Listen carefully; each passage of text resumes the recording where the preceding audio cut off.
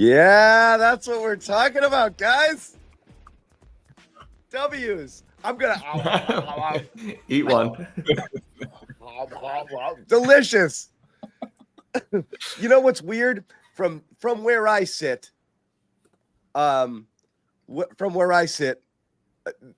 it's so weird, like wanting a victory after these years of not wanting a victory. So that's that. Anyway, we'll get right into this. I actually right out of the gate, I got to bail for a technical issue right out of the gate. But you guys talk about a wild. Let's start at the end, and we'll get into Drake Maye. But a wild finish to this game. You know, with everything that happened, the back-to-back kickoffs, and then obviously, the stepping out of bounds there on that long touchdown run by Achane. Crazy game, guys. Take it away. I was just gonna say I can run point here while John gets his thing figured out there. But I mean, look, it was bad. It was ugly. It was a back and forth ugliness from both of those teams. The Patriots do score 30 points for the first time since that Bailey Zappi game in Cleveland a couple years ago. The special teams, which we'll get to, was up and down, back and forth, good and bad, but they found a way to win, Taylor. And I think that's my biggest overall takeaway before we get into each piece of this one is that there were ups, there were downs. They did struggle. They had their backs against the wall. They got lucky, if you want to consider Achane stepping out of bounds lucky. But they end up winning it, and they hold on, and they make it happen. Mapu has the clutch interception at the end where I don't know where the hell Tua was throwing that football. But long story short, they get it done, and they get themselves to 1-1. And I think that's what we haven't seen from this team is like last weekend against the Raiders when they start hot, the second half collapses on them, and they don't have any fight there. That's the issue. This time, they actually make it happen. So I think that's probably the most promising thing I would take out of this one. But what are your initial thoughts on just the contest as a whole? This is the kind of game that you'd be really upset if the Patriots lost because of how ugly things were at the end and how many mistakes. Like that last offensive drive was terrible. Bryce Behringer, good job by the CBS team calling out that he probably outkicked his coverage and put his guys in some pretty tough spots there. But at the same time, the point is they did find a way to win.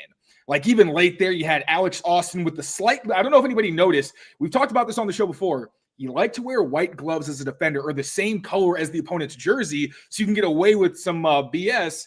And that's exactly what we saw. We saw Alex Austin kind of get a little jersey tug that helped him out on the deep shot to Jalen Waddle towards the end.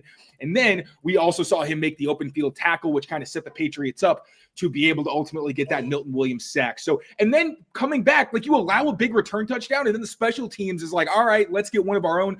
That was awesome. And those are the kinds of things I feel like in Miami, whenever they punch back, the Patriots have not been able to in recent seasons. So there's a ton we could pick apart.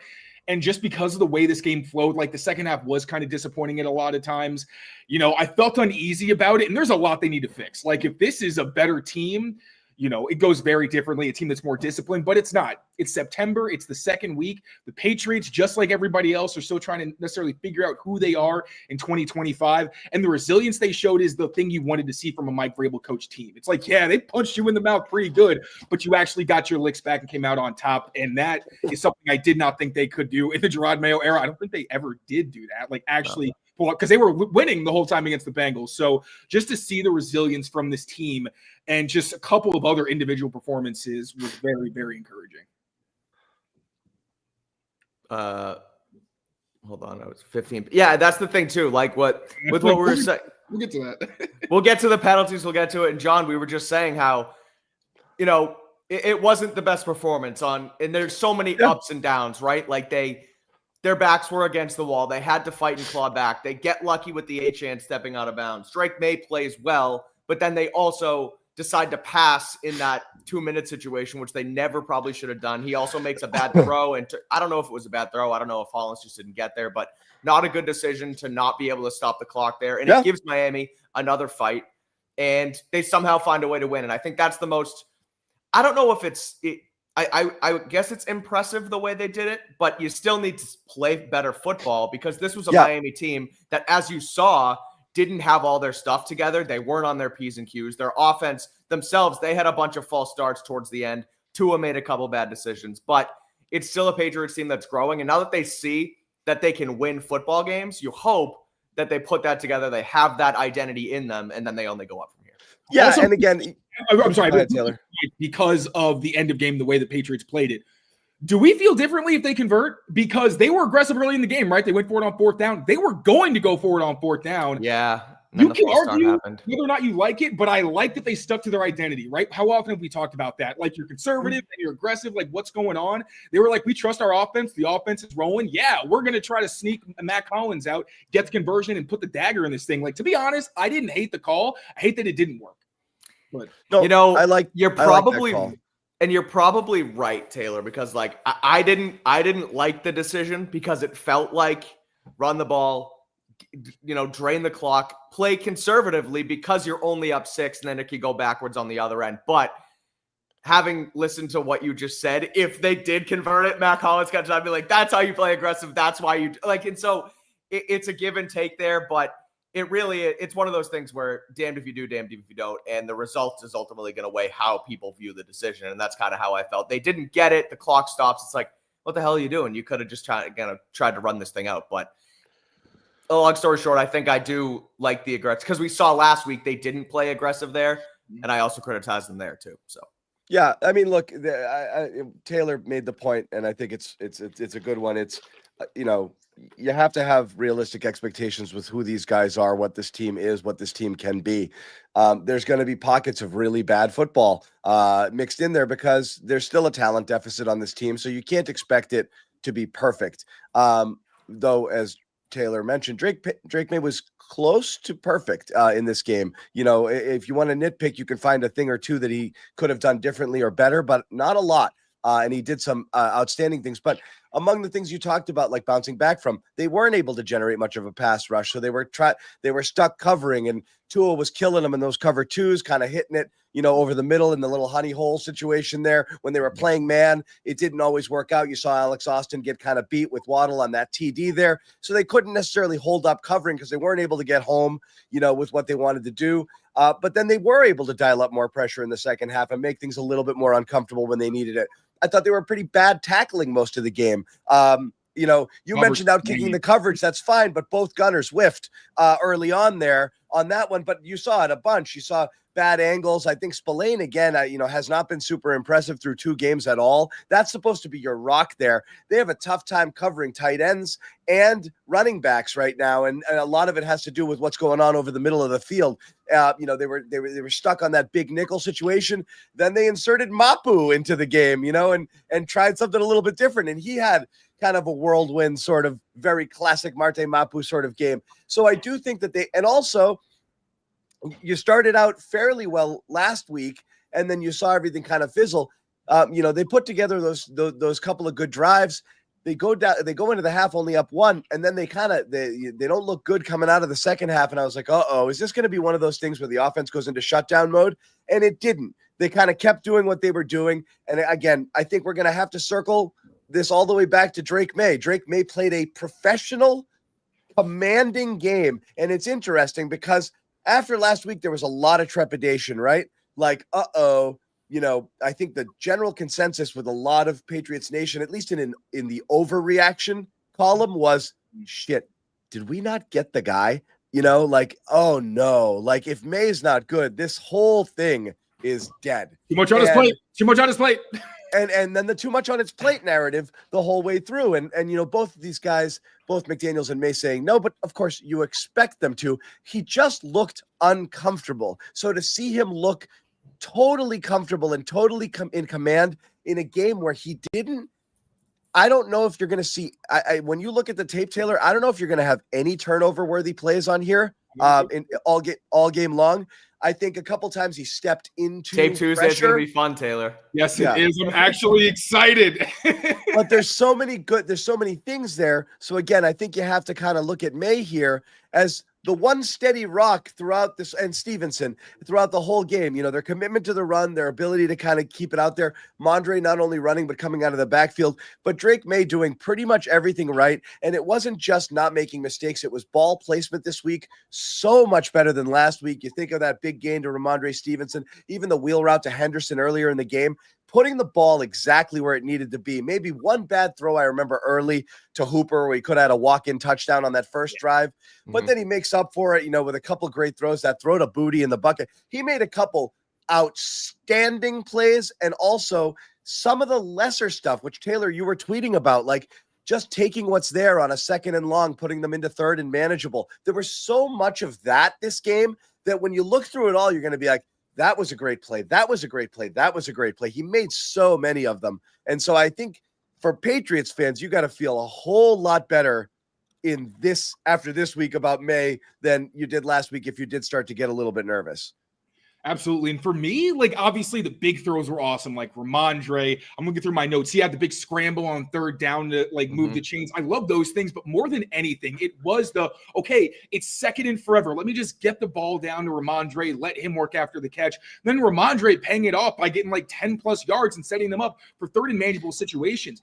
That's the kind of stuff where I'm like, this is a sophomore quarterback who last week we talked about it, not always taking, some of the gimme throws or just flat out missing when he did see them. And then you saw him picking his spots appropriately and then breaking the defenses back when they gave him opportunities. The only reason I don't think he had an even better game was because he didn't get the ball in the 3rd quarter. Like the Patriots had the ball the entire 1st quarter, a little bit more back and forth in the 2nd. Then the 3rd, I think they had the ball 3 plays before they got the ball the 2nd time. And that possession, obviously didn't go very well. So I was extremely impressed by Drake Maye. Obviously, the big time plays. Also, the booty touchdown was fantastic. Weird. They did throw booty. I think that was his only target in the entire game, which weird. Was bizarre.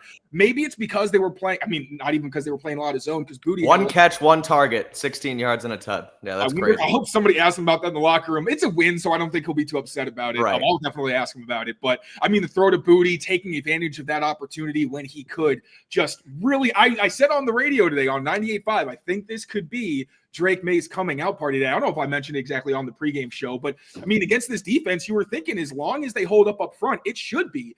And some of the sacks, fixture play action protections. Also, last week, what did we say on the postgame show I'm kind of getting off on a tangent, but what did we say last week about TreVeyon Henderson not being used a lot?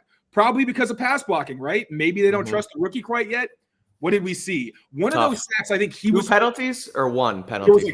He had 2 holding penalties on offense, 1 on special teams, and then I think he gave up the sack on chop because Hunter chips him out of the backfield and comes out on a corner route, and then Henderson goes off in a check down like way too fast. He had to have been responsible there. So, there were some ups and downs, of course, but Drake's ability to really elevate the offense and take what was there, I didn't think he was responsible for any of those sacks. Seemed like, if anything, he held on to it rather than trying to force a play and was just like, hey, I got to go down and just live to fight another down. I was very thoroughly impressed with Drake Maye in a way I haven't been in a very long time. Yeah, a couple things on Drake and just going from last week to this week and sort of the thoughts and the storylines around him, right? We talk about the pregame jitters into the first drive. He has to get himself ready and like he's shaky at starts and he's skying throws because he has to settle down. And then the too much on his plate thing. He threw those out the window today, right? The first drive, they go down. Dinks, dunks, not just dinks and dunks. I don't mean that in a negative connotation, but he gets them down the field. Cook what was there. Exactly. Takes what's there. He brings them down. First drive, Mac Hollins, touchdown, easy money. And then the too much on your plate narrative, there was this one play, I'm sure he did this multiple times, but they talked about it on the broadcast and they showed the replay of it where he uses his eyes and he moves coverage to get Hunter Henry wide open and dumps it off to him for a gain. If you have too much on your plate and you're thinking way too much pre-snap, post-snap, freaking out, trying to get things done, the second you get the ball, you're just going to try and make a play, and you're going to probably be thinking of way too much. You're not going to have time to sit there and move coverage with your eyes all the time. Now, it's something you learn, but the fact that he's doing it this early tells me that he has control because, okay, I know what we're looking for. I know what this play is supposed to do. I know that if I move this guy one way, Hunter's going to be open this way, and we can get off for a gain. So, There was a couple little things in this game that tells me that, maybe there isn't too much on his plate and maybe he is just going to have to take it in stride and keep learning and keep going. And so he was very impressive. He completed 19 and 23 passes. I know that's accurate, not accurate. I don't know what it is, but good stuff from Maye all around and impressive. And he steadied them, like you said, John, and hopefully they only go up from here on offense. Yeah. I mean, was the booty touchdown the greatest throw ever or like the worst throw ever? I'm trying to figure it out because that placement is insane, but he throws that balloon to him and it just lands perfectly. It was such a nice, I was amazed by the touch today. I mean, I'm going to go in the category of terrific ball there, and just so many balls put in exactly the right place there.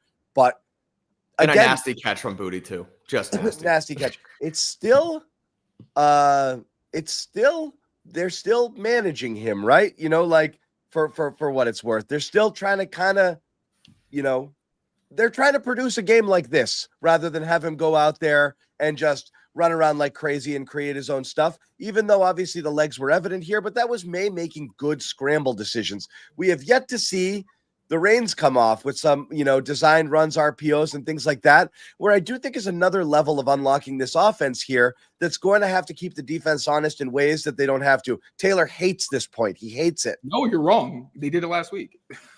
Yeah, but I'm saying like 3 designed runs last week. More frequently you want to see Drake Maye out there. And I don't know if he had any today, did he? Well, no, he didn't have any designed runs, but he did have 3 bootlegs. He only had 1 last week. So I love the boot, and I love the boot produced a touchdown out of it. And I think that's great. You want to get him out on the move whenever you can. And I certainly think that's good to move him out of the pocket rather than just have him stand there the whole time. But again, I still think there's another level to Maye's game. You're not seeing him press the ball down the field very much. And again, it might have to do with the Patriots personnel, and you're not seeing the legs yet. But what you saw here is like a perfect Josh McDaniels sort of game, the way it's kind of schemed up. Take what you have, take the profits, limit the mistakes, making the right reads, making the right decisions. I thought it like checked almost every single box in terms of the things you were worried about in terms of too much on his plate. It didn't seem it at all today. I mean, yeah, I think they definitely are trying to ramp him up a little bit. Like that's what we talk about, the not putting too much on his plate. Josh, the bucket, the bucket, exactly refers to it as bucket. So, and he said even this week, like, I have a global view of Drake Maye because ideally he's going to be with Drake for like a decade. So he's in no rush to just like empty out the playbook, you know. So I understand, but I do like that we did see a progression. Like, no, there were no designed runs, and what's up, Bobby? Bobby Manning in the house. But we did see again, like getting in here. The bootleg opportunities, like those are just gimmies that this offense has never had in past years. And we've seen it with a bunch of offenses like the Shanahanian system, where literally just dump it off, look it off, get Hunter Henry in the flat, get a chunk of yards versus the traditional play action where everybody knows exactly where the spot's going to be and they can just tee off when they diagnose it. So definitely still some things to add. You're not wrong, John, but I don't necessarily mind, especially as long as they're winning. And it was nice that the playbook was open all game, so they actually had options versus last week, where by the time they got to the second half, I think they called like a handful of play actions because they weren't running the ball. We don't have actual snap counts yet, so I'm going to ask you guys, you know, who track these things a little bit more. What happened with DeMario in this game? And it looked like Diggs was operating out of the slot a little bit more, but I'm not sure as the game went on what the numbers are going to look like there. But is that this is the best role for him, I think, for Diggs in this offense once he gets going. And I do think once you get him ultimately up to speed, I do think that you're going to want to see, you know, Kyle Williams in place of Hollins a little bit more to be able to stretch the field, but he's obviously not entirely ready yet. But I do think that that's going to be the evolution of this offense over the course of the year. And I do wonder if that's going to be something that we're going to see a lot more of, which is Diggs starting to operate a lot more in the slot and having the outside receivers be a combination of Booty, Hollins, and eventually Kyle Williams, with, I think at some point Chisholm potentially stepping in. But did you guys, is that what it looked like was going on a little bit more today? I didn't really notice DeMario. Obviously, I think he only had 1 target, but I'm not sure how much he was on the field at all. Yeah, didn't look like, I mean, this is very early, but doesn't look like DeMario was on the field very much. It was more Kayshawn, Hunter Henry, Stephon Diggs, and Matt Collins. Yep. That's to be expected, right? Because it was a very run-heavy play, and that means you're going to get a lot of Collins. You're going to get a lot of the 2 tight ends. You're playing a lot of 12, right? Right, and that factored in, but at the same time, this is the second week in a row that DeMario hasn't really been looked at to get the ball in this offense, where we were thinking, and we saw it this summer, like DeMario, it's not like a theory, DeMario was his most targeted receiver. Yep. So this is definitely odd, and I brought up before that I don't know how well Pop fits with Drake because he's a 5'8". Like the smallest receiver that Drake has had that he consistently threw to was Josh Downs, who was 5'10". Those 2 inches matter, because even like Wes Welker, when he used to play with Brady, would talk about, he was the only quarterback I ever had who could consistently hit me in positions to get yards after the catch, because I'm shorter. Like, it's a different type of throw that not a lot of people are Drake used May's to. average height of target is like 6'6", like he's that's the ball's here. Like who does he look most comfortable throwing to? Like, from what we've seen throughout also the summer, it's the tight ends, obviously, but it's Kayshon Boutte and it's Matt Collins. And Diggs has been that underneath, settle into zones guy that we thought Demario Douglas was going to be. So I don't know if maybe Pop hasn't been as productive in practice against zone looks or what it is, but it definitely feels like Diggs is starting to trend up in those. And again, it's hard to put him in those packages, Pop, when you need to run block, because that's not his forte. But the fact that they're not even like mixing him in, or at least didn't this week, was surprising. But I'll have to look at the tape and get a better idea. Because like last week, we thought Stephon Diggs didn't play, and he played a ton. So, but through the first, I was kind of tracking it through the first 4 or so drives, and that takes you into the second half pretty much. And it was almost equal split between Diggs, Boutte, and Hollins, all in the 20-something range, with Douglas less than half of each of those. So it felt like those 3 were rotating in different personnel packages, with Diggs getting more looks in the slot, or when they were going to receivers, sometimes Hollins would come off the field, sometimes Boutte would come off the field, and they would play it that way. But Pop was definitely reduced, and I don't remember seeing him really at all in the second half. Again, just an interesting development, because we're talking about how this offense is going to evolve and how it's going to look later. I really do believe in the 4-game for extension of the preseason sort of thing here, as you're figuring out like who are we going to be.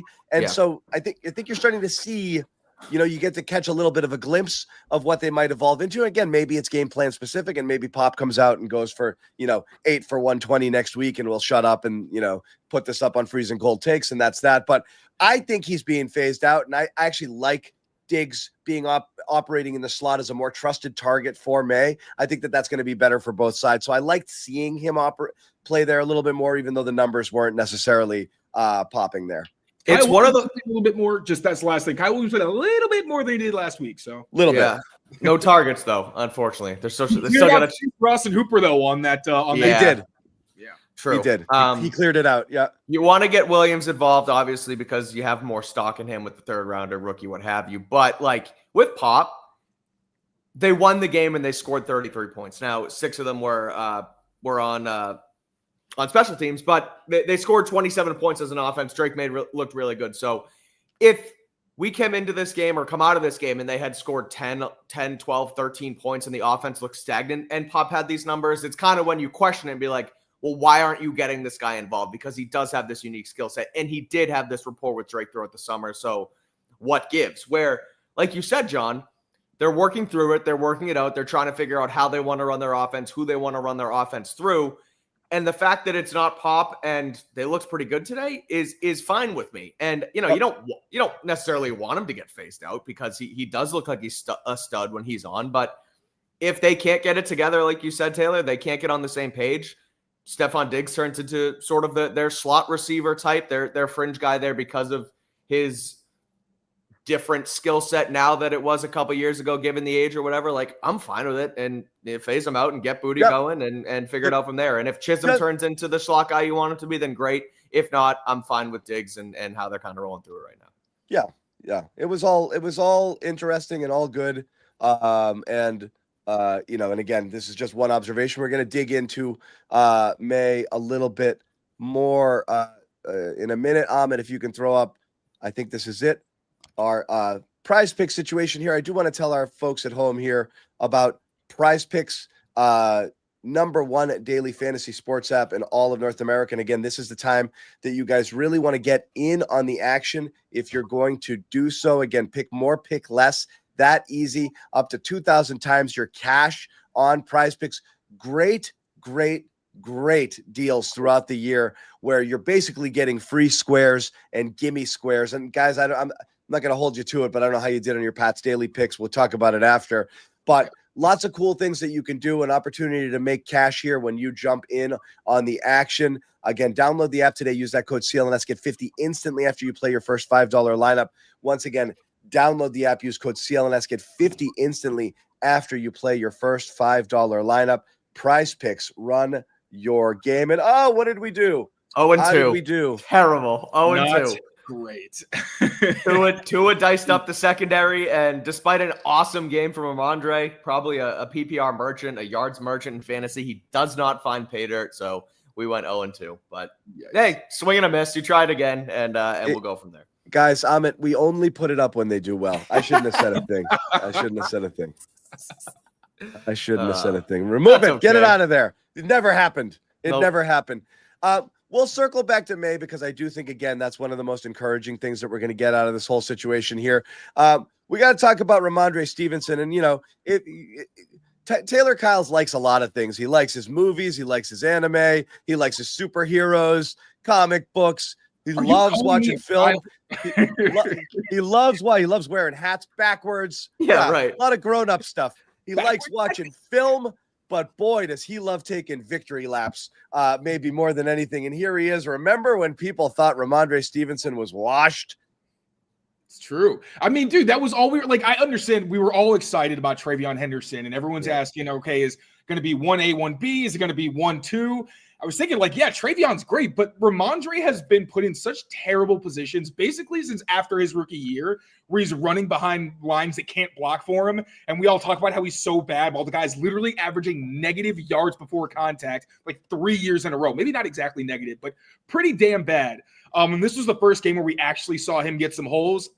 I think you see a little bit more burst from him. I know he lost some weight, but when he gets to the second level, that's where he's dangerous. He is good at making the linebackers miss, running over secondary guys, and we saw that. And then the receiving ability too. Like, it's not that he has bad hands. It's just the past couple offensive coordinators haven't really used him downfield very much, even though, like, I remember Josh's first season when Rhamondre was a rookie against the Cowboys. Remember, he goes right up the seam for that big catch, like halfway through the game or something. I remember that sticking in my head. Like, he looks very comfortable. So it was cool seeing him actually get to flex his use, obviously being a reliable guy on passing downs as well, although that doesn't show up in the stat sheet. But it was just nice to see Rhamondre have the game that I thought he was capable of, because he's not a bad player. He just needs to hang on to the football, and now we saw just how useful he can be and why he's not just a nothing, because TreVeyon is exciting, but he is still a rookie. And even though he had a very strong summer, we see that, like, a strong summer is one thing, doesn't translate necessarily all the time to the regular season. We even saw that with veterans, like one Robert Spillane.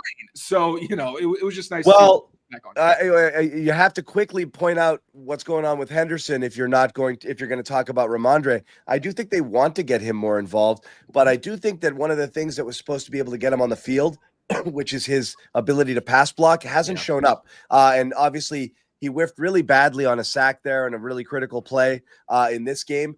That's the type of thing that's going to make it harder to get you involved there. I do think we are going to see more of him, and I do think everybody out there is kind of viewing him as a Achane, Jahmyr Gibbs sort of back, which is maybe, I mean, Achane's carrying the load in full in Miami here, but maybe a guy you're going to try to scheme and get him 15, 18 touches in there if you can, but it's not there yet, and I think it's going to come slowly. I think they like what they see, and again, you want to talk about Henderson. Sure, he had a couple of plays there, but, great hands on that wheel route with a nice touch by Maye. And then just two plays that we're going to talk about when you're just talking about makeup of a guy. And that's absolutely one was Minkah Fitzpatrick, and the others, I can't remember who, absolutely trucking people at the end of two of his runs. So you're talking about, or you're worried about physicality, hitting the hole hard, taking what's there, and then dropping the friggin' shoulder for a guy who's considered an undersized running back. That's the type of stuff that's going to keep you coming back and going to get you juiced up. So even if, like, the big touches and the big production wasn't there, which I know a lot of people were expecting, I think it's coming. It's going to work its way in there. But Rhamondre pushed that back a little bit today, guys. I'll ask you, Taylor, what do you think the plan is with Henderson? It's just when you feel better about how you're going to use him, he'll be out there more, because again, Gibson mixed in a lot this game. So Henderson's really fighting for real estate right now. I think with TreVeyon Henderson, every time he touches the ball or is targeted, it's what you expect. Like, yeah, he's a weapon, but you got to be able to block, especially in this Josh McDaniels offense. And the reason there's more of an emphasis in this offense than some others is why we always talk about how the Patriots, forget who exactly said, Julian Edelman said on a podcast, quarterbacks don't throw hot in this offense. And that's because the running back is used to stay in to protect so that you can just run your concepts the way they're supposed to be run. The running back will be that guy who makes sure, okay, if it's a linebacker or a slot that can blitz, he will always make the smart choice and even make up if someone else loses in pass protection. That's what Rhamondre's great at.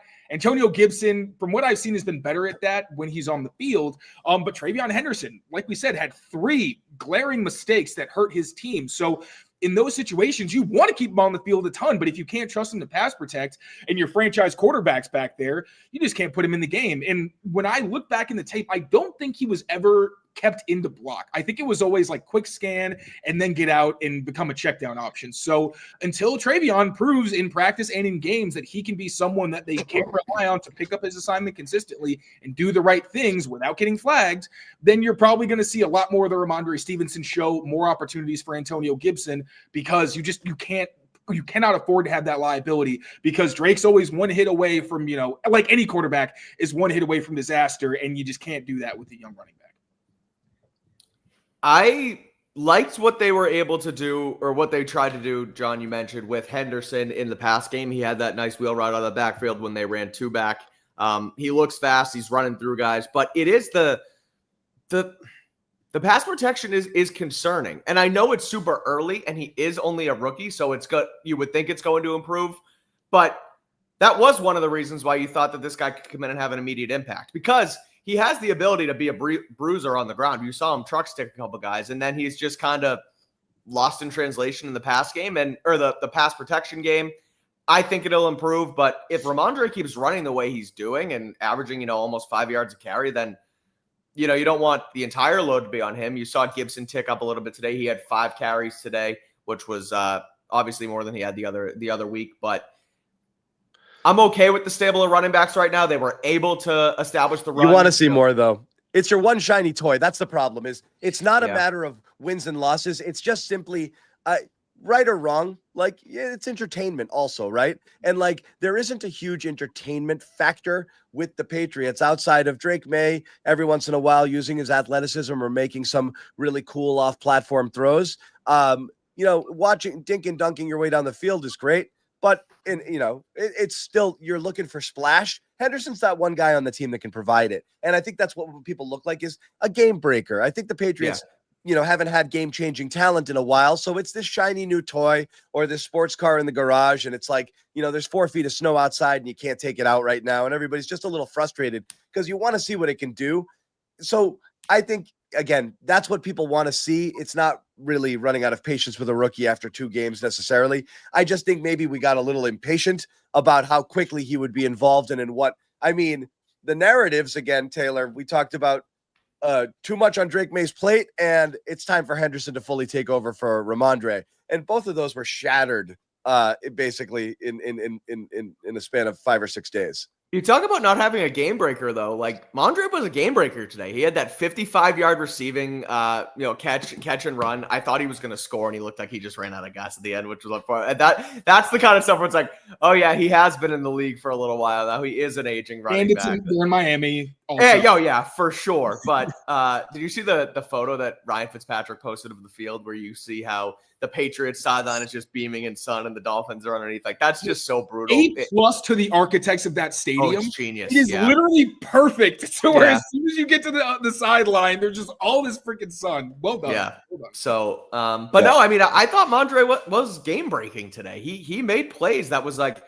he's still got it. He can still play. And Taylor, you already said it, but the fact that he's holding on to the football and not fumbling, right? That's what can take you off track. You fumble, you lose some confidence. You're too focused. You get benched for a couple plays, and then you don't get into a groove where when you're just playing free, 5 yards a pop, 88 yards in the receiving game on 5 catches, I think it was. I'm okay with that. If Henderson was, stinking up the joint, and then Rhamondre was also not playing well, then you feel like you have a running back problem. Where it's not that he's not playing well. It's just, I think the vibe with Rhamondre is not that he's not a capable running back. It's that, do you think Tank Bigsby would have done about the same with Rhamondre's opportunities today? You know what I mean? Is he a guy like a lot of other guys in this league, where if you block it up well and he, does what he's supposed to do, is he going to be okay? Or how much of that was Rhamondre doing stuff on his own? And look, even though he had a down year last year, there was some stuff that still did well as yards after contact. He was getting hit in the backfield a lot. There's really only so much that you can do there. So it wasn't an awful year. It's just statistically didn't look great. and because they stunk. They completely stunk. I want to ask you guys about the offensive line here. Will Campbell, I remember hearing his name one time, and that was a false start penalty, and then not again. That's a good thing, right? They also ran left a lot. Like most of the successful runs came left. So, and then Jared Wilson got called for holding as well. But other than that, Jared Wilson had a key pull on Rhamondre's. Also held his own. Yep. Yeah, so that left side, so when I went back and watched the tape for the rookies, because first I looked at all the bad plays, the pressures, the bad runs, because that was the problem last week.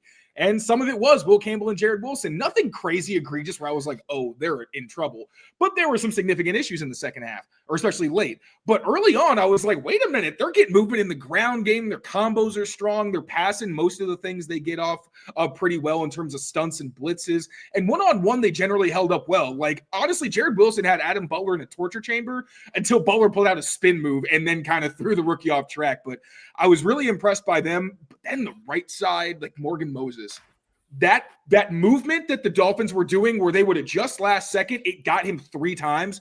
I'm sorry, you can't do that. You're a veteran. Like, that is absolutely unacceptable. To their credit, the pass protection for Drake Maye was good for the most part. When you talk about the line, I don't think the offensive line gave up any of those sacks. It felt like it was just maybe one. I got to go back and look.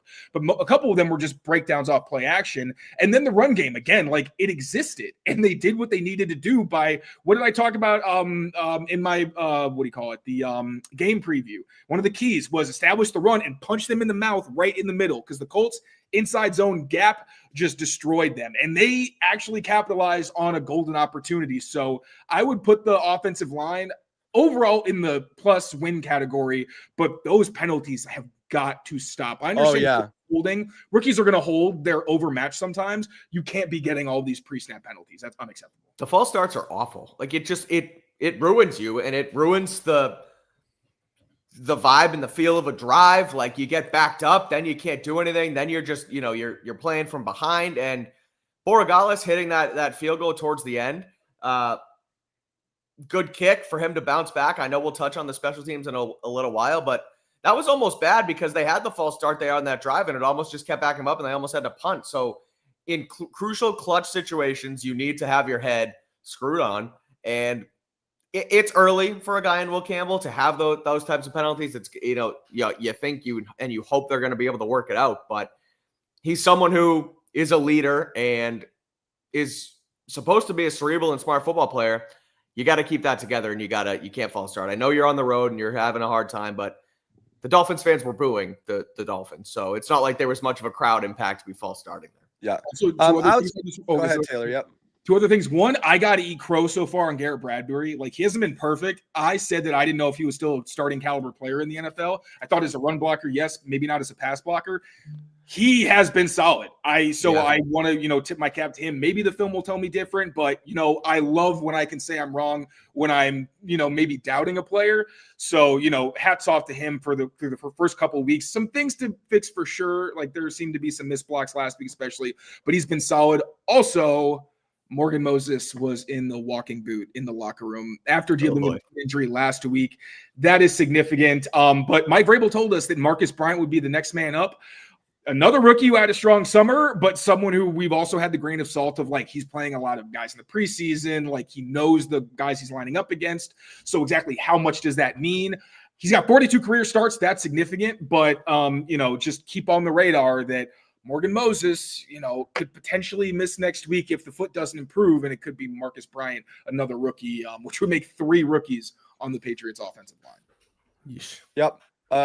Let's hit some other things outside of the main stories here. A small point of, it's not even super significant. I'm going to say this outright, and we don't have to debate it.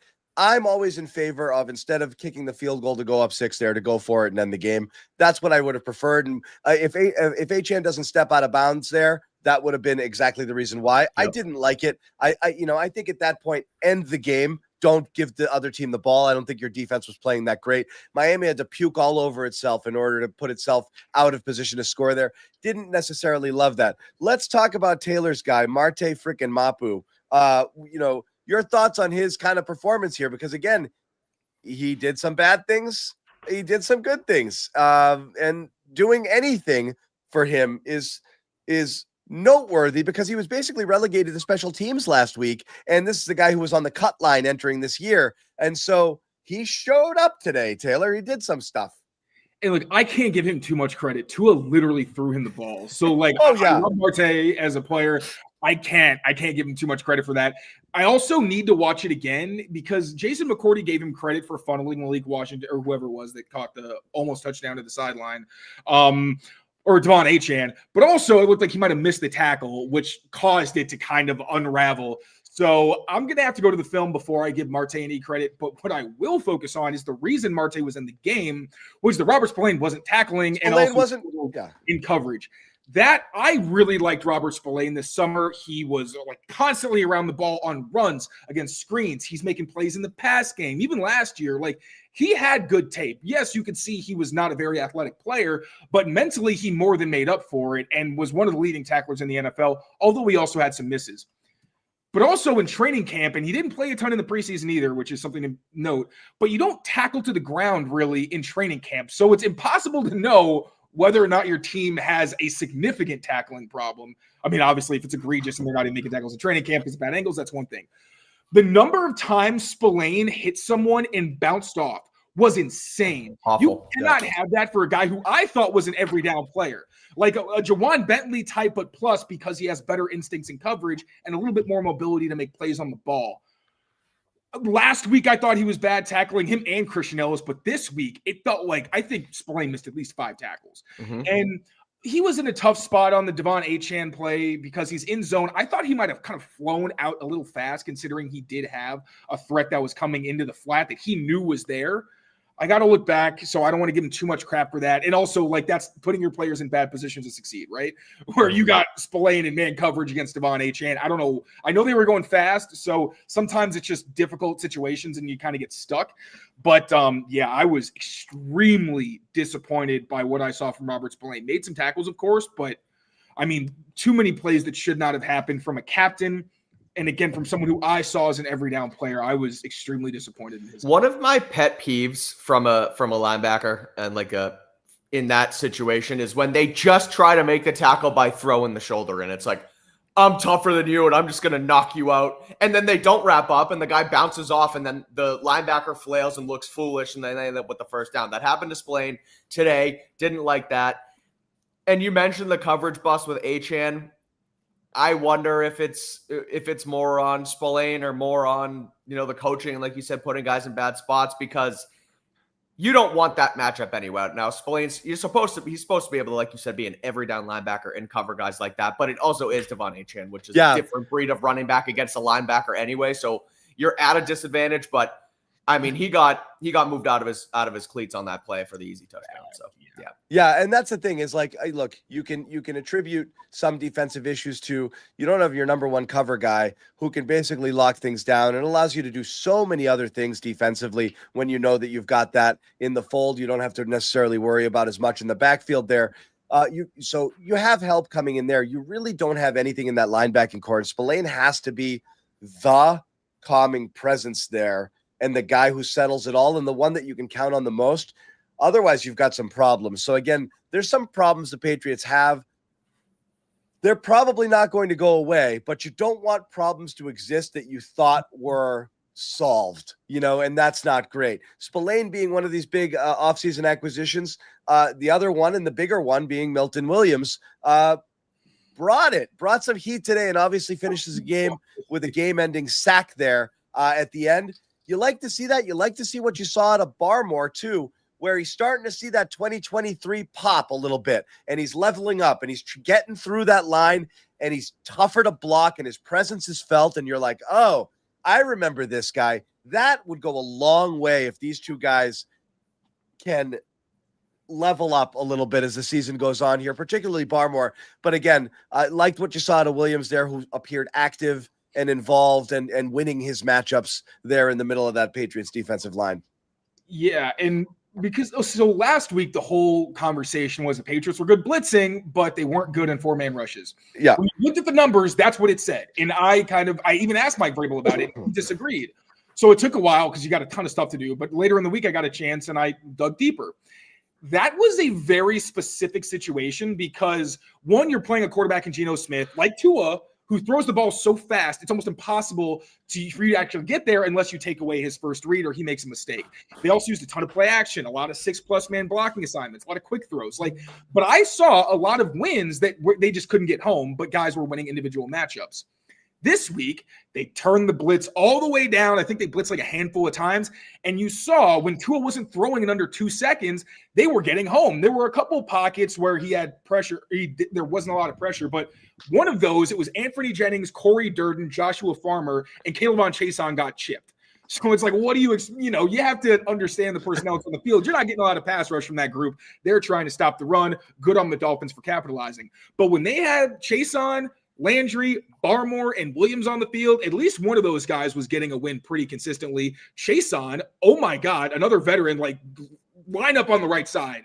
That is unacceptable, man. And you can see it on the TV copy too. Sometimes I understand, maybe refs are kind of calling it close. He was on the visual line, so you can't be doing that. But he turned it on when he had to. And all of these guys are also every down players who aren't just effective as pass rushers, but can also bring it in run defense. So Milton Williams, Caleb Chason is a pass rusher, also Harold Landry, and Christian Barmore starting to show up in some more prime opportunities. So yeah, I was really impressed. Yeah. They needed a 4-man rush to win today, and they did. And they needed it from the coverage end as well. But really cool to see them be able to get away from the blitz and still get a ton of pressure. And those guys they paid off.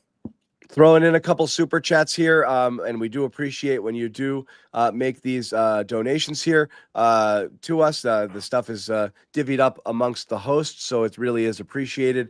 What's the goal? This is what do we think this name is? Dimes and Trays. Dimes and Trays. That's a basketball thing. The men's and trays. There it is. That's I was just gonna say that. Assists and threes. I get it. It took me a second. Dimes and Trays. What was the goal in turning over the linebackers to not be able to cover and tackle on the second level? If so, was the goal? Mission accomplished. Yeah, rough for these guys. Another one jumping in here. D. Pat's linebackers can't cover or tackle for nothing. Yeah. And Sir Brixton Cole, recently knighted. Will Campbell had a really good day today. I don't disagree, but again, I'm going to let Taylor dig into the film here because Campbell playing well is super important to this team. There's certain things that have to happen or else this doesn't work. Drake Maye has to continue to evolve as a player, and you got to hit on some draft picks. Certainly your left tackle, because this is a position you've ignored for years and years and years, and you need Will Campbell to at least be startable, if not a legitimate franchise left tackle. I see nothing after 2 weeks, guys, that tells me he's not startable. And maybe beyond that, I like a lot of what I see. I do want to say quickly, you can support the show with YouTube Super Chats. As we said, all donations go to the hosts. You make a donation, we'll put your comment up there. We'll talk about it a little bit. So again, thank you very much to those who donate. Of course, you don't have to, but it's always nice and appreciated and kind of helps us out and helps us keep pushing out this free content, which of course we love to do. So guys, again, I mean, back to the Campbell and back to the O-line here. And again, the Dolphins D is nothing to write home about, but you're just looking for competitive. Is there anything else we haven't talked about today where you're either in the up or down category you wanted to get to? Because Taylor, there's obviously a lot of things. I put Tyler's comment on. Tyler was our Dolphins guest this week for the preview, and he chimes in now and just says, nothing but pain. I'm sorry, buddy. Sorry, Ty. And it's not even like a kind of loss where you're like, hey, man, we fought hard. That's like, what the hell did my team just do? I know if the Pats lost, I would have been pissed. So, yeah, Tyler, I'm so sorry. Actually, Tyler had a nice note. He DM'd me. I was waiting to bring it up. He mentioned that I should ask if Vrabel had a tell on Miami screens because apparently they were yelling screen on all those plays. So, nice little nugget there from our buddy Tyler. Yeah. All right, Taylor, what are we missing here? I know you got a thing or two you want to talk about, and I want to let everybody else know what's going to go on in the show. We're going to hang out here for a little bit longer with Taylor and Mike, but they got to go off and they got to write and they got to look at film and they got to do a lot of the things that people who cover the Patriots do. We are going to be joined by Greg Bedard for some of his takes here as well. So when Greg is ready to come on, these guys are going to take a little powder. And Greg will come on here and take us all the way home as we continue our Patriots post-game coverage here on CLNS Media Network, where you can get unlimited Patriots coverage, and that includes Taylor and Mike with their Patriots Daily Show. Of course, Andrew Callahan, Pass Interference. I mentioned Greg Bedard and Nick Cattles, Mike Giardi. It's just some of the best voices in the business. Alex Barth and Brian Hines as well. Barth from 98.5, Brian Hines from Pat's Pulpit. The guys over at Patriots Nation as well, the Pat's Pulpit guys. An insane amount of football coverage. It's not going to stop. You'll get more today, and you have a ton of it coming tomorrow. So again, make sure you subscribe to our channel, turn on your notifications, share it, tell us your friends. We're literally doing a million shows a week, and we're live all the time, and certainly after every game. Taylor, other things that stood out to you today?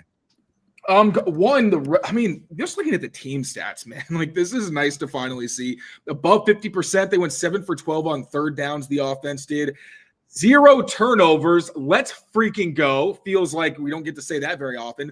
3 for 4 in the red zone. They said Drake Maye specifically mentioned that they wanted to be better in scoring territory. What was the stopping? Oh, it was the batted pass. It was, which by the way was Drake's third this season. I got to figure out what's up with that. Sometimes it's just, bad luck, but that's a little odd. But for the most part, just team stats, I'm very impressed. The pass defense, like they got to figure that out. I don't know what you do. But I will also say my biggest fear was Alex Austin versus these guys. I figured Carlton Davis would be competitive. Marcus Jones has a very good skill set. I thought he played very well today as well. The only big conversion he gave up was that third down where Patriots actually had a good call. They dropped their edge defenders because they were getting mesh, which is a common Bill Belichick tactic as well against Tua Tagovailoa, but they motioned Tyreek Hill across the formation, which put Marcus Jones with inside leverage, broke outside, like great scheming. I had no problem with that. Alex Austin, even on the deep ball, I have a hard time giving him too much shit for that because Tua underthrew the hell out of that.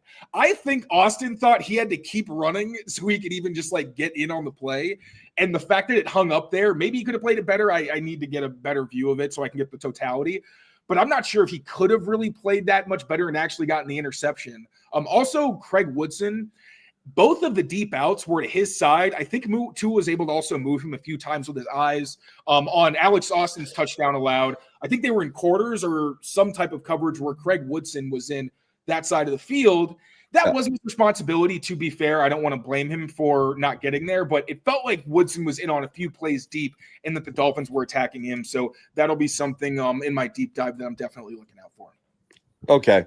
Couple quick ones here just before go ahead, Mike. Before we do our little switch over. The special teams was so hot and so cold. It was crazy on both sides of the ball for everyone. Like they give up the long punt return touchdown that flips things. Then they answer with Gibson's return touchdown. Jeremy Springer's heart rate was probably up and down the entire game. Bryce Behringer's boot comes out twice. He looks really good there, but then you said it too. He outkicked the coverage on one of them. Borregales, awful. And then all of a sudden comes up relatively clutch and hits a long one that they needed there at the end. But then he kicks it into, or doesn't kick it in the landing zone. He gives them the ball at the 40. It's like crazy. There were so many great things on that side of the ball, and then there's so many things that they have to fix before next season or next week rather. So very up and down, some really promising stuff, but stuff where it's just like you gotta tighten up there. So are we missing Javon Baker at that second gunner position? Did we ever think we would be having that conversation? Yes, anyway, I did. Yes, you did. Anyway, thank you guys for hanging out. We'll say bye to Mike. We will say bye to Taylor here, and thank you guys for hanging out. We're going to quickly hear from Mike Vrabel after the game here. Mike Vrabel talking about the Patriots' victory.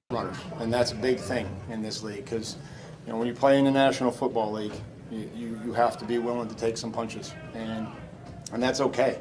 But you got to give more than you take because that's the nature of this business. Haven't been in a long time. There's pros on the other side. There's good players on the other side. There's good coaches. So just again, proud of our team. It would always be about the players now and forever.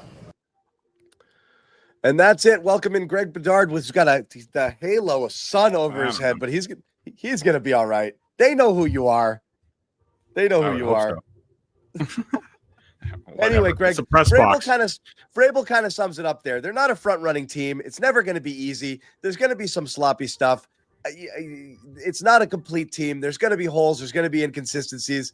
But all in all, the fact that they were able to fight and hang in there and not completely deconstruct in this game, despite some issues, some sloppy defense, some not so great special teams play here, allowing Miami to come back in and some issues with coverage. They did it. They hung in. Yeah. I mean, look, they got the job done. I think that the end result says more about the Dolphins really than where they are and than where the Patriots are. I mean, like, Mike Vrabel talked about, being able to take advantage of bad football. I think they did that today. I think the other team was worse. You looked at their self-inflicted wounds on the final drive. But I think there was a lot of good in this game, and starting with the offense. I mean, I think the hysteria. I certainly thought this and wrote this morning or last night. The hysteria over the offense and Drake Maye was just ridiculous last week, and I think they put all that to bed today. I thought that Drake Maye was completely in command. He was comfortable. He was decisive. It looked like a guy to me that took the film and the teaching points off of last week's film and applied them. And I think that's a really good sign that he is a very quick learner. And talking to Hunter Henry, Stephon Diggs in the locker room, they thought the same thing. They thought that he was terrific in this game, but a lot to work on with the defense, the penalties, special teams breakdowns, all that stuff. But look, a win's a win, and you will take it and move on to the next one. Well, let's talk about Maye specifically here, because again, it was hysterical. And I think part of the fear, I think it had to do not entirely just with Drake Maye, Greg, but that the rest of the team looks pretty ordinary or flawed. And I think that expectations might have been a little bit too high at the beginning of camp. And as things kind of moved along, everyone's like, we might not be that great, but at least we got Drake. And then Maye looked the way he looked last week. And I do think a little bit of panic set in, because it was like, oh crap, if he's not going to be the guy, that's bad. He looked really, really good for a lot of different things. And it wasn't just like big plays or doing the sexy stuff. I thought he was great. Just especially second and long, getting enough plays to make it third and manageable. Ball placement relative to last week. You talk about him getting jacked up and this and that. I thought he put certainly on those 2 balls to the running backs, the wheel route in the first quarter over there to Henderson, and then the 53-yard gain to Rhamondre Stevenson. Those are exactly where they need to be. You might have to high throw to Hooper on that first drive, but for the most part, like, that was one of the problems last week. He looked sped up, but he was wildly inaccurate. And I remember you saying, accuracy is a hard thing to fix. What do you think was different this week, where he was just able to settle in and make like really good professional throws all game long? Most of it, John, I just think is, just getting a game under his belt, with, live bullets, so to speak. Really hard to replicate all that stuff, even in joint practices, when you're not allowed to be hit, and your own practices. It's just, they didn't play very much in the preseason. Nobody does.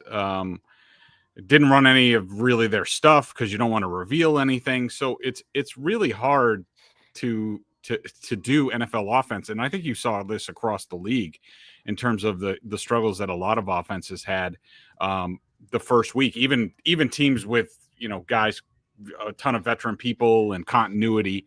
So I really think it was a matter of Drake just, playing in the system and seeing how it happens. I also think, that the Raiders defense was pretty good last week. I thought they had a good plan as far as they wanted to take his legs away. They played a lot of zone.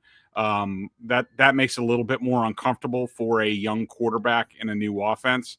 And I think you're right. I mean, I thought he was in total command. I thought that, motioning guys in and out, his checks at the line, just taking a profit, checking it down, getting 7 or 8, when they were shooting themselves in the foot with false start penalties or what have you. I just thought he was really good. His accuracy was pretty good. I just think it's, and I said this last week, I said he's going to be sped up until he's not sped up. And I think what you just saw today was a guy that had a game under his belt and was able to settle down, understood what he was going to see, and, a little bit more knowing what you're going to get out of a Miami offense, because they're in the division. The Raiders were completely unique. They really had no idea what they were going to see last week, and that's not going to help a quarterback. And so that Josh McDaniels can get into the film and say, like, this is what the Dolphins are going to do. This is what Anthony Weaver is going to do. That breeds confidence in a young quarterback. And I think that's what we saw today, was a confident quarterback doing just about everything. Here's Maye talking about exactly that, the difference between last week and this week. I mean, I was feeling good warm-ups. Kind of down here in this humidity, this is what I grew up throwing in, and then North Carolina, and the ball feels good, so spinning it well, and I think from there, just trying to get the guys, quick completions, kind of let the guys up front kind of get used to the flow of the game. Spinning it well. I want to ask you, Greg, about the ball distribution here. Again, leaning heavily on tight ends, or targeting tight ends. You got a little bit with Diggs, not much with Booty outside of that touchdown catch. Again, you've got the touchdown pass to Hollins, touchdown pass to Booty, but not much else to those guys.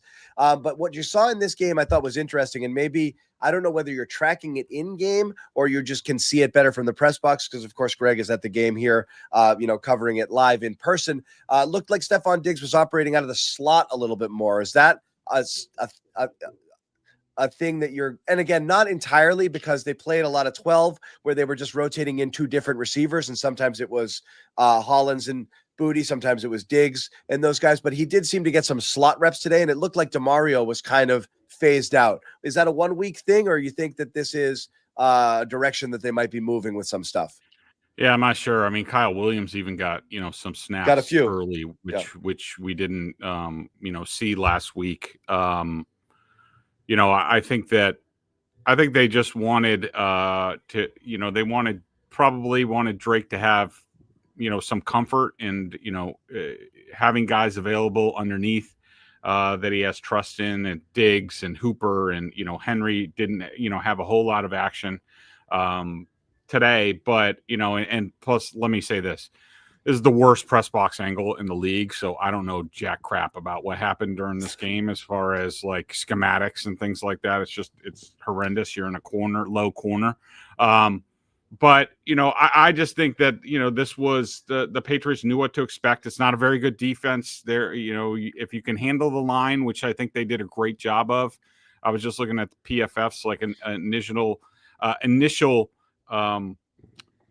grades, and I think they only have like a couple of pressures in the game, and really, I think those were the backs. I think, Stevenson, Henderson had a couple of tough reps, 2 holding calls, but I just don't think this defense is very good for Miami. I think the linebackers are weak. I think the safeties are weak. The cornerbacks are, taking people off the street and putting them in there, and so I think that obviously contributed to the Patriots being able to be productive.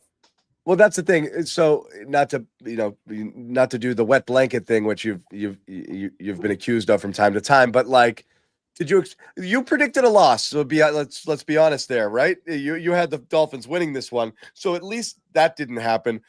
They put up 30 points, the first time since 2022. So that's a positive thing. Did you expect or want to see more out of the offense than you got today? Did you think that they could have exploited them?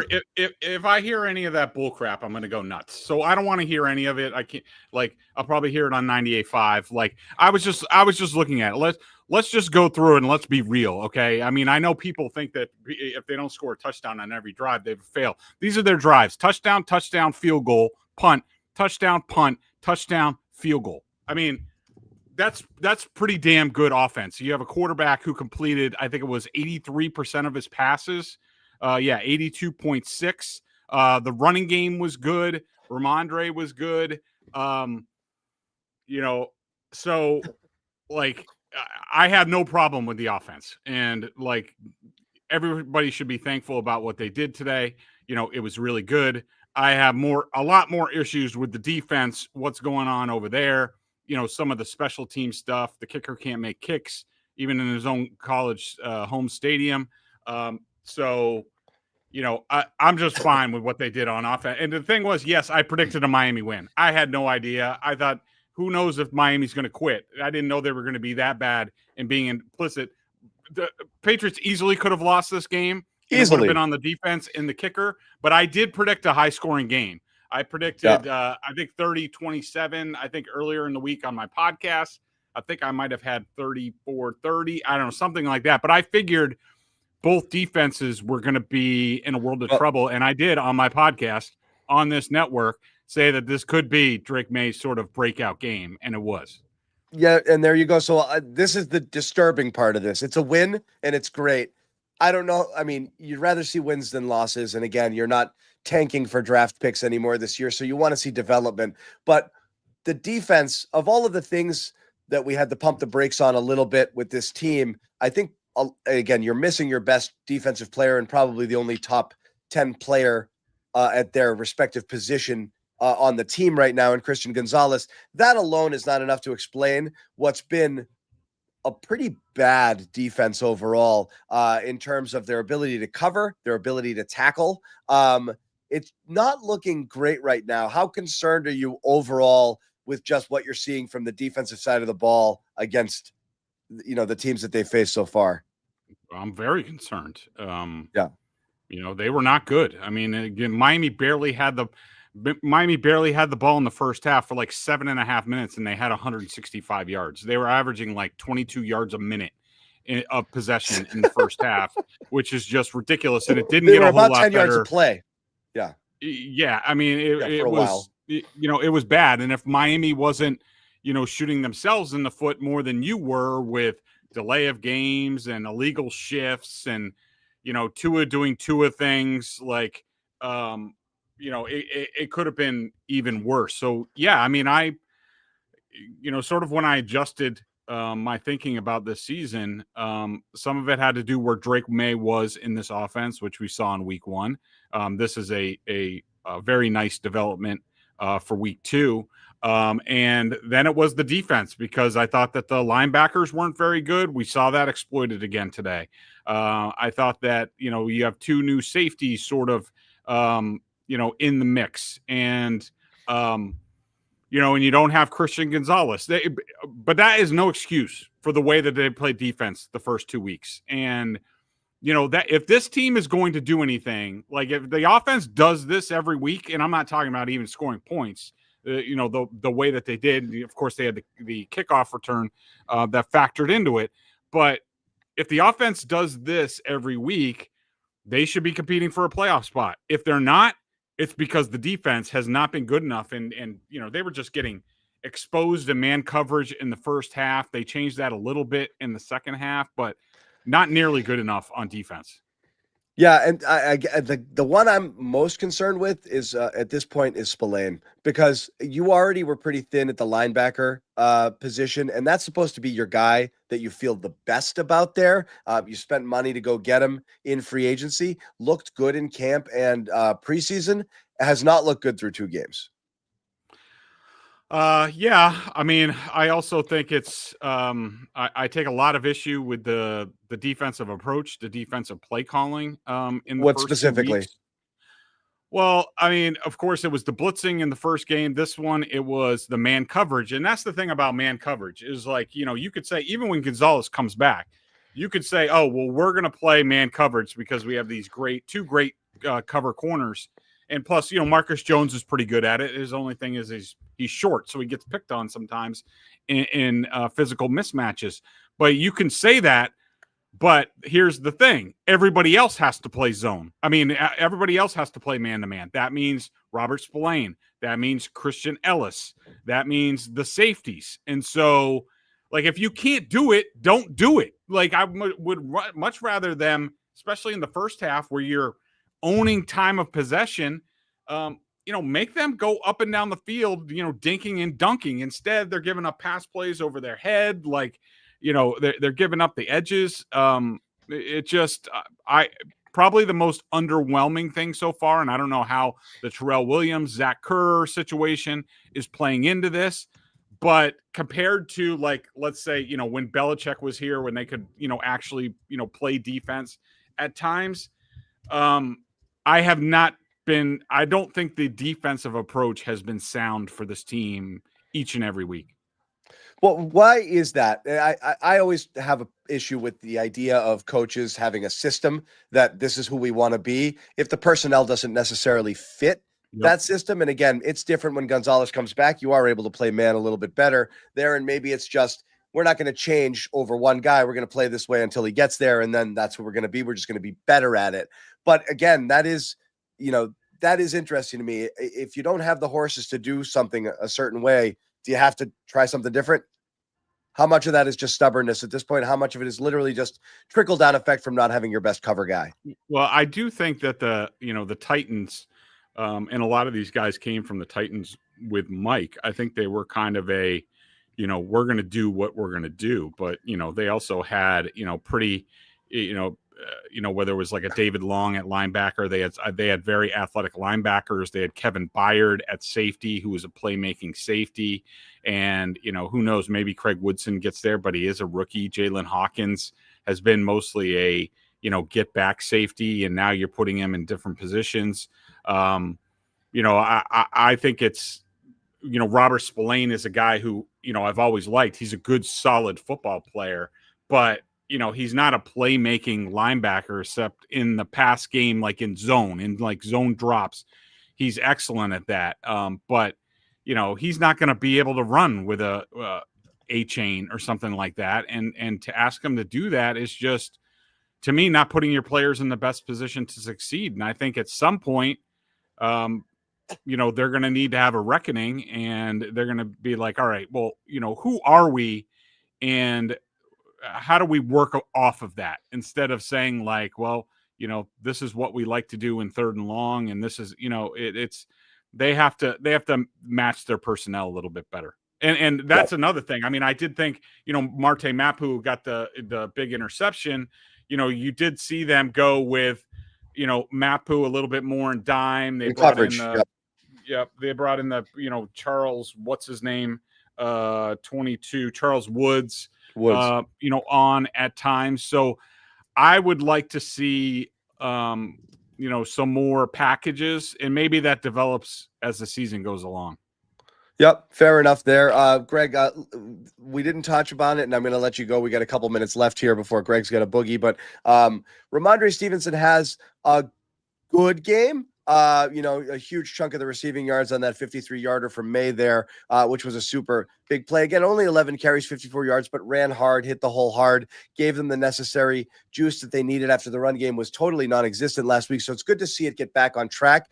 But I do feel that a lot of people, I don't know if you're one of them, again, you can look at this as the Rhamondre was good game, or you can look at it as the shit. I thought TreVeyon Henderson was going to start to eat into this playing time and be a little better. And as you mentioned, couple bad reps in pass pro, and that's supposed to be his forte. Did well, with what you expect there. Didn't have a great yard per carry there, but really hit the hole hard, trucked a couple of DBs to finish off plays, which is nice to see. Made that catch early on that wheel route from Maye, but not much else. Were you expecting to see more Henderson, and how do you see this backfield playing out going forward? Because again, Gibson was involved here too. I don't know what the play count is. I mean, I think it's going to be, decent for, let me just check 1 second. So according to PFF, Stevenson played 39 snaps. Gibson played 10. Henderson played 19. They were in control at times, especially late the 4th quarter. Stevenson is more between the tackles. This is Henderson's first road game in this place. I thought the plan was sound. Going in, I think it became clear pretty early on that this was a, Stevenson game. I don't think Henderson's going to do like a whole lot more than what he did in this game, at least for a while. He had 3 touches. He had 5 touches. So, no, you probably want double that. But I think the way the game went is just the way it went. Yeah. Well, that's the thing is, I don't know how much is a byproduct of a game script or, again, you want to see these guys. You have a couple of guys who might have game breaking speed and potential.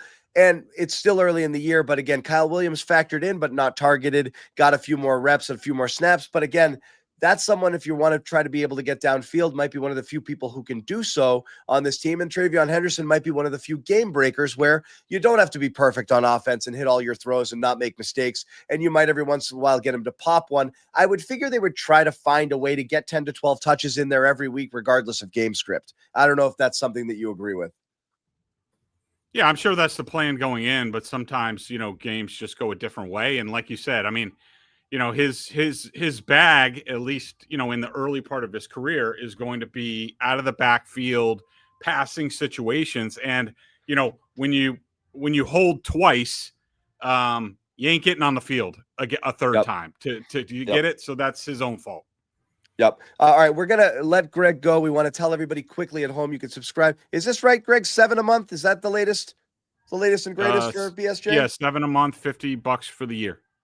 50 for the year. It's insane value for Boston Sports Journal coverage. Not only you get Greg Bedard, but you get Mike Giardi, who also has a podcast here on the CLNS Media Network, contributing as well with his daily Patriots coverage. John Corrales breaking big news for BSJ on the story of the year so far, the Kawhi Leonard stuff recently, and all the best sports coverage in town. Definitely sign up for BSJ, $7 a month, best sports coverage in town by far. And also, you can catch Greg Bedard's Patriots podcast here on CLNS Media on YouTube, Apple, Spotify, wherever you get your podcast. Make sure you subscribe, rate, and review Greg's podcast. Always good stuff. Brings it every week with his co-host, Nick Cattles. Once again, the Patriots defeat the Miami Dolphins to move to 1-1, 33-27 in week 2. Next week, we've got who do we have? Steelers. Oh, that's super fun.